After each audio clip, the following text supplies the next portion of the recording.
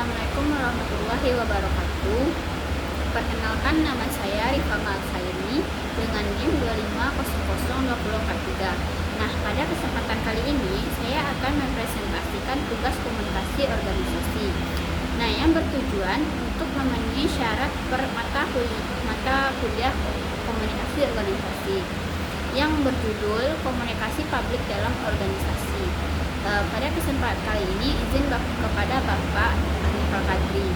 Nah, saya akan mempresentasikan video KO yang berjudul Komunikasi Publik dalam Organisasi.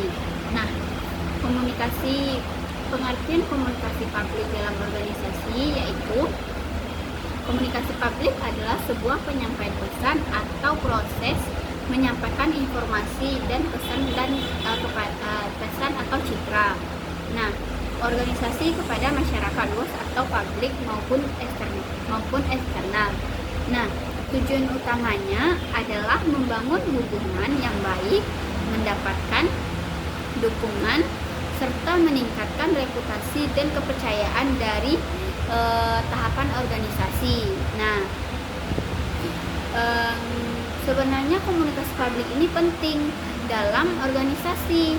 Nah, yaitu pentingnya kenapa? Yaitu untuk membangun citra organisasi.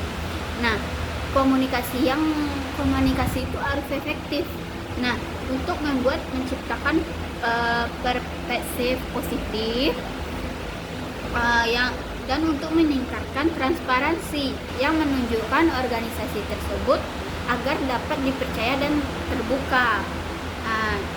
Yang selanjutnya, memperkuat hubungan antara publik.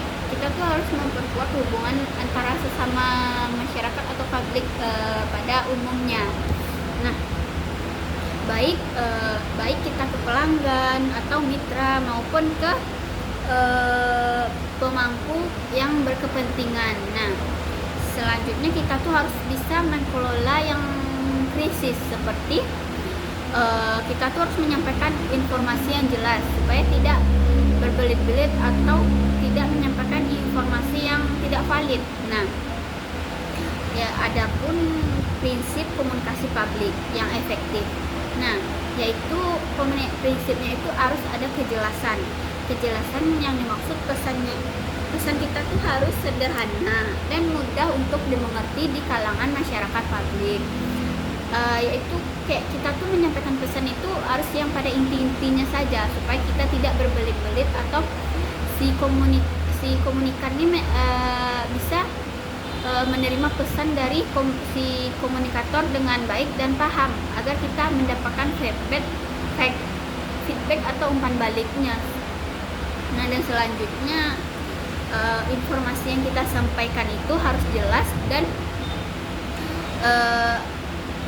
agar supaya masyarakat tersebut bisa memahami gitu kan. Nah, kita tuh harus membuat konten sesuai dengan kebutuhan masyarakat.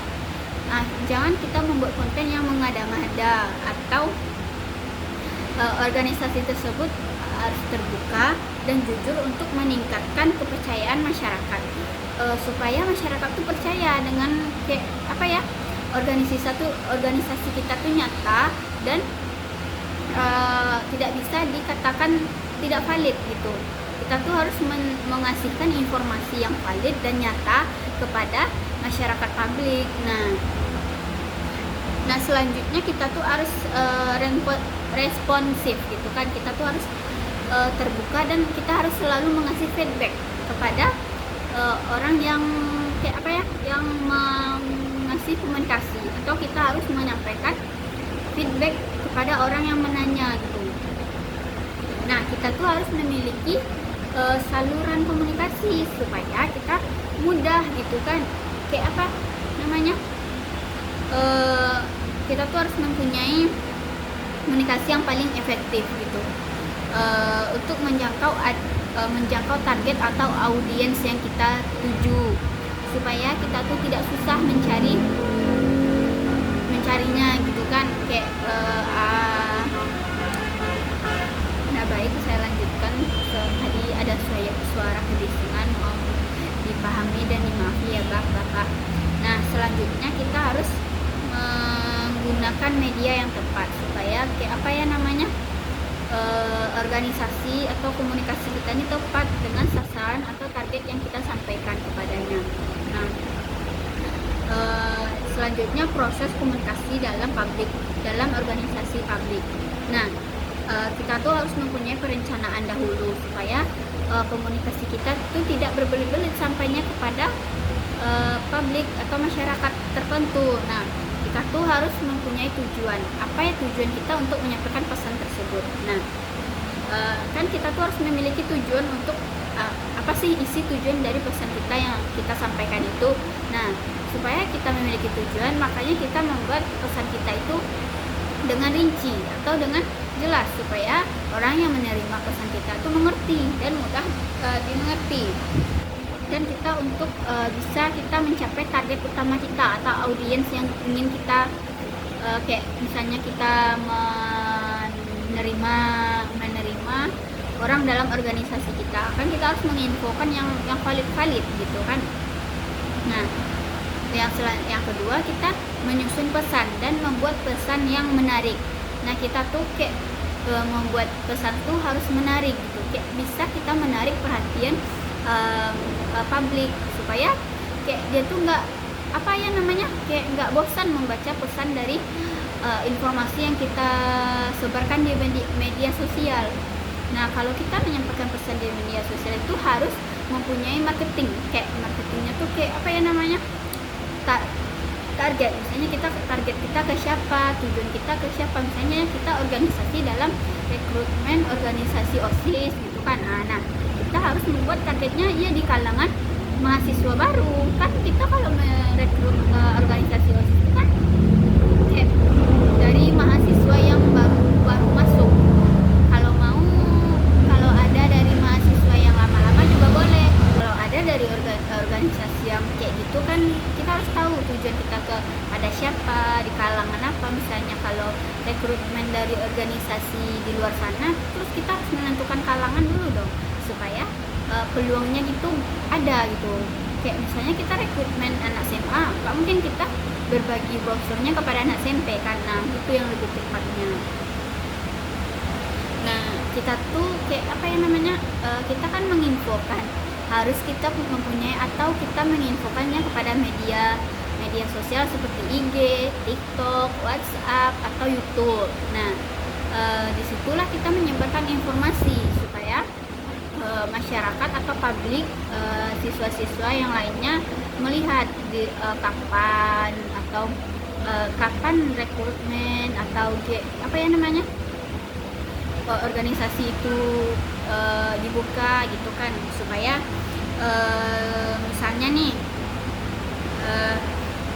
misalnya ada sebuah organisasi ingin mengumumkan program baru kepada kalangan masyarakat. Nah, di sana kita harus membuat langkah-langkahnya dulu, seperti misalnya kita harus membuat saran yang jelas dan padat. Nah, kita menyalurkan informasi ke WhatsApp atau ke media sosial lainnya. Kan kita udah dunia digital sekarang. Nggak mungkin kan orang nggak ada punya WhatsApp, IG, WA, TikTok gitu kan. Nah, kita harus berpandai-pandai dalam dunia digital ini, supaya kita tidak dibilang informasi kita ini hoax, supaya kita dibilang valid gitu.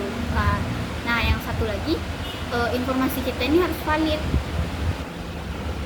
Nah, yaitu tujuan komunikasi publik ini yaitu supaya kita menyampaikan informasi ini lebih bijak dalam bermedia sosial atau program, dan ada juga keputusan organisasi kepada pihak terkait. Nah, yang dua, untuk membangun citra atau reputasi kita nih. Nah, yaitu agar dikenal sebagai apa ya namanya, kan untuk dikenalkan oleh lembaga-lembaga yang terpercaya gitu. Kayak misalnya OSIS kan dikenal nih sama kepala sekolah, atau kayak pengumuman tadi gitu kan, misalnya DPR ini ada mengumumkan sebuah penerimaan DPR baru gitu. Kita tuh harus dikenal dulu kan, kayak ini siapa sih orangnya, terus kan kita harus menginfokan dia di di media sosial. Makanya kita harus berpandai-pandai mengupload di media sosial, jangan asal upload gitu, supaya orang bisa percaya kepada kita. Nah, mengupload itu jangan asal-asalan juga, jangan dibuat-buat, harus valid dengan diri kita sendiri. Nah, atau informasi dari organisasi tersebut. Nah, selanjutnya kita tuh kalau ngasih informasi kan tatap muka bisa, secara langsung atau online juga bisa. Kalau online tuh kan bisa secara kayak Zoom atau PC, atau melihat video dokumentasi dari berbagai macamnya. Nah, nanti kita akan dikasih link gitu kalau dari online kan sekarang berbagai macam cara orang untuk menyampaikan pesan dia di media sosial.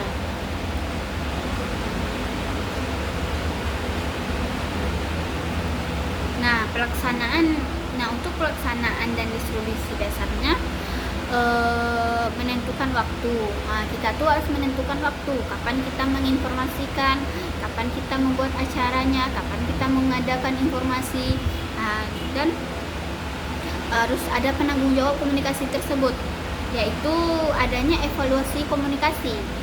Ya, kita sebagai manusia kan harus dievaluasi supaya dimana tahu kita letak salah kita. Kan nggak ada manusia yang nggak ada salah kan, kayak kita harus mengevaluasi diri kita, dimana kita salah mengasih informasi kepada khalayak atau masyarakat publik gitu, kayak dimana salah diri kita ya, supaya orang itu percaya dengan pesan kita. Nah, makanya kita harus mempunyai feedback juga agar pesan kita itu bisa dibalas gitu kan. Kalau kita orangnya cuek, nggak balas-balas pesan orang, pasti orang sebaliknya kan orang mempunyai feedback juga gitu. Nah, jadi kita harus mempunyai rasa empati juga terhadap komunikasi publik ini. Jangan kita rasa dunia kita itu dunia kita aja gitu kan, supaya kita tidak terjadinya miskomunikasi. Nah, kalau sudah terjadi miskomunikasi kan susah untuk memulai menginformasikannya lagi. Nah, makanya kita harus menjaga komunikasi kita tersebut kepada publik, supaya kalau kita menjaga komunikasi kita terus menerus, makanya akan organisasi atau komunikasi kita terjaga dong. Orang ini masih aktif nih organisasinya nih, ini pasti orang berpikir positif, bukan hal yang negatif. Atau organisasi yang gimana ya, contohnya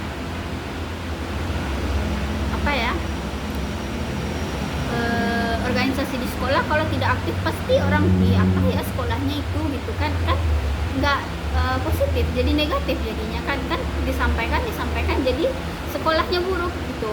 Nah, makanya kita harus aktif di media sosial dan menginformasikan dari berbagai media sosial. Harus kita mengupload hal-hal positif agar publik tidak menilai yang enggak gitu. Nah, kita harus bisa berpikir kritis juga nih, supaya organisasi kita ini tetap berjalan lancar agar orang tidak menilai negatif gitu. Nah,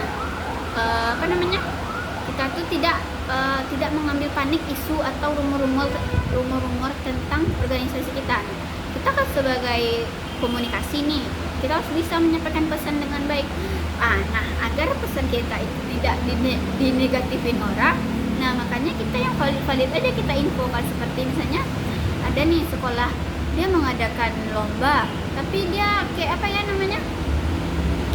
bukan sekolah lah, dia mengadakan, di Universitas Negeri Padang misalnya dia mengadakan rekrutmen di organisasi KKPK.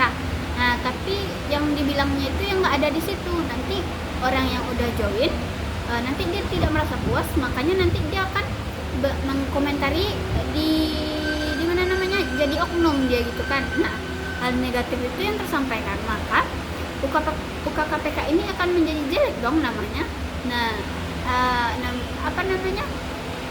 makanya kita menyampaikan pesan itu yang seada-adanya aja, bukan apa adanya, bukan ada apanya gitu kan. Nah, apa lagi ya, sebenarnya kan komunikasi publik ini sangat penting di kalangan kita ini, kayak di kalangan mahasiswa atau sebaliknya. Komunikasi ini sangat penting, supaya kayak apa ya, kan banyak sekarang nih terjadi hal-hal yang isu-isu, rumor-rumor, banyak banget saya lihat di media sosial gitu Bapak. Nah, makanya kayak apa ya, kalau tidak mengerti jangan jadi oknum gitu, supaya tidak terjadi hal-hal negatif. Makanya kita sebagai yang mempunyai organisasi atau lembaga yang mempunyai organisasi tersebut bisa mencerna informasi tersebut. Nah, nanti kita sudah bisa mencerna, baru kita melakukan evaluasi kepada orang tersebut. Makanya informasi yang tidak jelas itu jangan terlalu kita dalami dulu, harus kita pelajari dulu informasinya valid apa enggak gitu kan. Nah, segitu yang bisa saya sampaikan. Mohon maaf apabila banyak kekurangan atau kesalahan kata, dan suara kebisingan tersebut. Mohon maaf sebanyak-banyaknya. Assalamualaikum warahmatullahi wabarakatuh.